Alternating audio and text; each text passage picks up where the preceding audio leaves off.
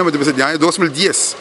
com 2020, seguro 8 anos de AFP não arrisca enorme bedrag. Cada 3 anos lei de bisabo tem algo custe. Mas nossa calculação riba de agora aqui, tá corre 10 anos atrasar, nós acaba de aprovar 3,2 milhões de florim para enorme bedrag para a escola, justamente há mais placa, e 2024, por supuesto, novo que está chegando ao Parlamento 1 de setembro, tinha outro 3,2 milhões, passou 6,4 milhões total, nós está corre atrasar. Estou dando exemplo de APB, por exemplo, se não ajustar isso aqui, onde alocar 800 mil florim extra para não school health aqui, nós temos carta não, com a school health na propõe para subir aqui na 1.600 de 140 florim. Dora se alocar 800 mil florim extra e ele logra baixar isso aqui toch, anche ela aumentar, pero minimalmente. Procurar para DPS school que é da mesma coisa, e outro school bestuur também procurar sei, tem school bestuur decidir que não aumente que não direito, ministro nem governo por decidir de nenhuma fundação e nenhuma stichting, pero nós procurar para nós cumprir com a lei, sei também tarefa, e uma vez que o governo não anterior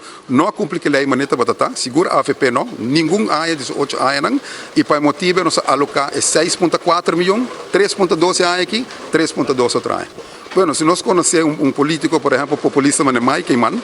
gosta, se você acorda, e quer você acorda, eliminar a BBO. Está havendo uma manipulação total de povo que ele uma campanha com ele. Então, não está purba, pique, onde bota esse dolor arriba saco de maior, não tem caso aqui muito não quando vai escola, não está purba de essa política barata que se evita querer, se nós todos juntos, aruba de totalidade, que passa de uma pandemia muito grande, põe na niche na mesma direção, nós podemos lograr muito mais para a escola, para a segurança de Aruba, para a economia de Aruba, em vez de polarizar, arriba eixo como não tiração. Se você tem bom argumento, coração, cresce adiante, mas não busca item para criar uma política barata para poder manipular povo.